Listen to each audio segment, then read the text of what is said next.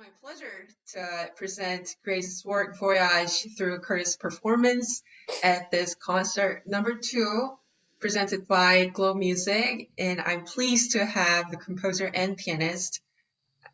Please introduce yourselves. Grace? Oh, hi. I'm Grace Choi, and I'm a second year of the MA in the CCM. And I'd like to introduce myself as a composer and also sound visual artist. Hi, my name is Curtis Pavey. I'm a pianist and harpsichordist and teacher living in Cincinnati. I recently graduated from the doctoral program at the University of Cincinnati.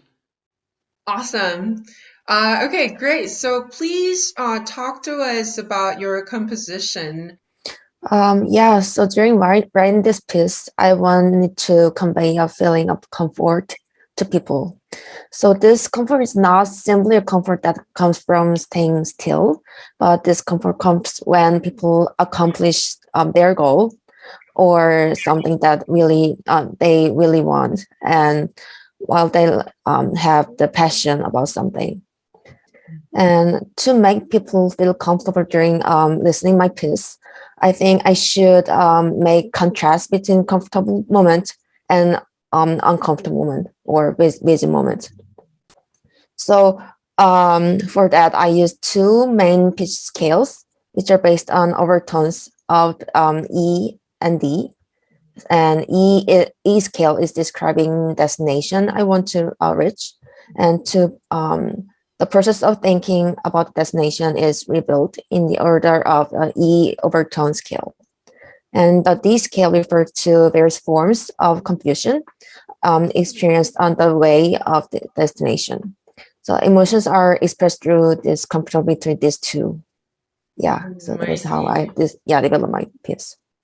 Oh, that's cool. Yeah, so the piece is really interesting because it starts with such simple ingredients at the very beginning. At the beginning, you start with just one note at a time, and it really gradually builds. It kind of like it's something that's very slow moving, and then it picks up speed over time. The contrast between the E overtone scale usage and the D overtone scale usage is really apparent because all of the music using the E overtone series is generally very calm. There's some kind of anxiety or some amount of stress within it, but the D overtone series music is much more dramatic. It's more trying to figure out where it's going, I think, and so there is a really clear contrast between those two the types of scales that are used. Curtis, is there any like favorite moment in the piece? Yeah, I there are several favorite parts for me. I really do like the part that is it says floating like petting a cloud. I thought that part that imagery is really exciting and very it's very easy to imagine how that would feel on the piano because my arm becomes kind of liquidy and really soft. Another part that I really like is about 7 bars after that, where there's a climax, and Grace always does this motion. She goes like this, like letting go and being very free. And that gesture creates a really strong sound out of the piano, and I always enjoy doing that. It feels very exciting to do on the stage. Yeah. I feel like those moments when composers can add some actions or some kind of visual aid, it always helps the performer. Whether or not it contrasts the performer's interpretation, it gives flexibility in the interpretation. Uh, Great. So you just described yourself as a sound visual artist.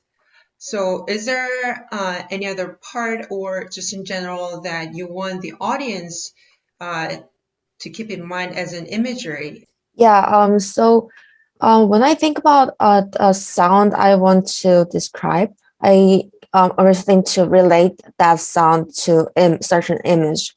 So, for this piece, I imagine this image of the voyage on the sea, and including this piece, I often used image of water in several words of mine to describe a human's mind with a concern.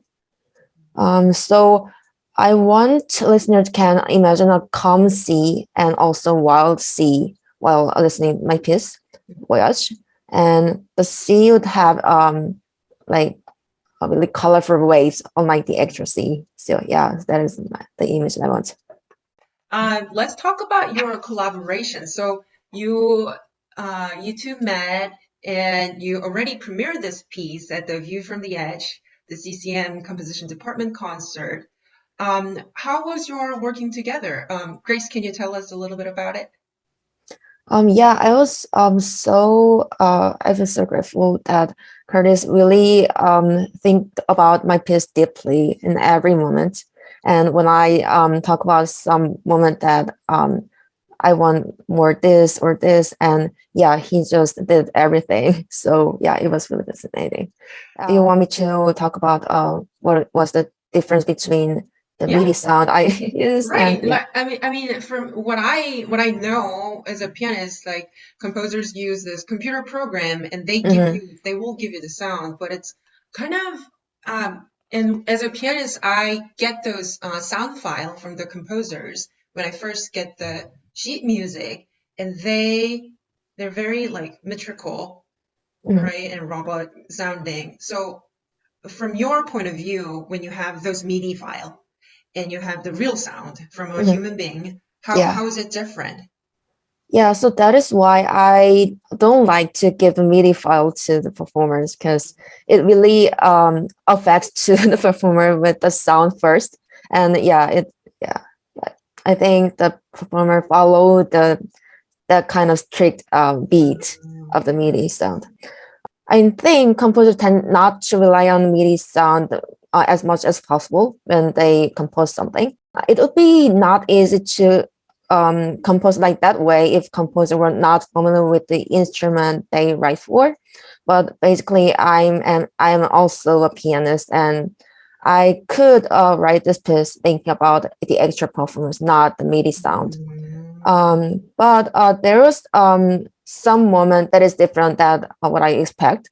Mhm. That was like there's a moment of silence during the piece, and when this silence was actually played, it felt much longer than I expected. So yeah, we made that sure together. And I think I made this mistake because I could not think about the performance breathing when he actually played. So like this is not related to MIDI part, but um, yeah, this made me realize how specifically I should think about the actual performance when I write music. Yeah, so this is really interesting to me. I see. Uh, yeah, how was it for you, Curtis? So Yeah, you seemed like you don't really like the MIDI file they give you. oh, yeah. Well, I would have loved to have heard it. Just to, no, I would like to hear it at this stage of learning it because I think it'd be really interesting to hear what you were hearing from your file, Grace. But the reality is that this music, especially the outer portions of the piece, are very they should sound kind of improvisatory, I think. And there are a lot of moments where Grace gives these indications about specific kind of movements or feelings that a computerized system would totally destroy. For instance, there's this part where I play an interval and then I kind of bounce on it slowly, slowing down, and I can't really imagine that sounding natural from a computer system. So it would have totally kind of altered my thinking of it. In terms of our collaboration, though, I had a lot of fun working with Grace. She's very specific about the way that she wants something to be played, and she's very clear and exact about what that should sound and feel like. The other thing that was really nice was as I was working through this piece, I could tell that it had been worked out at a piano because it is very pianistic and it fits under the hands very well. And so I was very appreciative the care in making this piece, this music sound and feel great when you perform it. Yeah, I mean, I would say that there were some technical challenges to resolve. The middle section requires a lot of fast leaping between the hands. There's a lot of difficult moments to control the sound and the timing of these. For instance, those moments where we kind of drop our weight and then gradually slow down this gesture, making sure those are always natural. Those are very difficult things I find to do in a natural way. But in terms of interpretation, I would say that it is challenging for the performer because, like I said a few minutes ago, the piece starts out so simply. You're left kind of wondering, and especially as a performer who's never heard this work before and is realizing it at the piano for the first time. I was thinking, where are we going with this? It's titled Voyage. Where is this going? And so it was really helpful for me that I had, Grace at my email, and I could say, "What do you mean by this?" And what is this voyage about? And can you tell me more? And so that really helped to clarify some of my interpretive questions, so that I could try to make the piece as compelling as possible. It's just so different because there is no recording of this piece yet. We're getting it soon, but there was no recording for me to work from, and since it took a few weeks for Grace and I to meet, I had to really try to, I was doing a lot of singing and trying to audiate what I wanted so that I could really make sure that it I was hearing it first and not just only reading it, but really internalizing what was happening. What did you get from this experience, or what stage an instrumentalist or their education should they be introduced to this kind of work? Well, I think that all pianists, all musicians should be playing contemporary music regularly. I didn't grow up playing contemporary music, and I didn't really like it for a long time. My introduction to contemporary music was through Bartok, and um, Bartok is, a fantastic example of contemporary music or modern music, but he's just one of thousands of composers that we can play, and also one of thousands of styles that we can approach in the 20th and 21st centuries. So I feel that it's really helpful to remember that there are just so many different types of music that we have available for us in the contemporary period. But on top of that, I think it's really engaging to work with a composer on a piece because um, you can ask all these very specific questions about how the music should go. You kind of get into the mind of the composer very differently than, if you're sitting working on a piece by Mozart and you're wondering, why did you write that? That's strange. I don't understand this connection. Or, and I like I said, I can email or call Grace and say, help, please help me. I don't get this. And she can resolve any of those questions that I have. So I think that it's really fascinating, and it helps me to interpret music by other composers, both living and dead, in a kind of renewed sense of kind of creativity and focus on really making sure that I'm not only following the score, what they've written very carefully, but also making sure that I present the music in a way that shows off the creativity and brilliance of the composer. Oh, that's amazing. Thank you. Thank you for the great answer. Grace, I have one last question for you. So, we're presenting this concert comprised of piano pieces by Korean composers who were educated in the United States.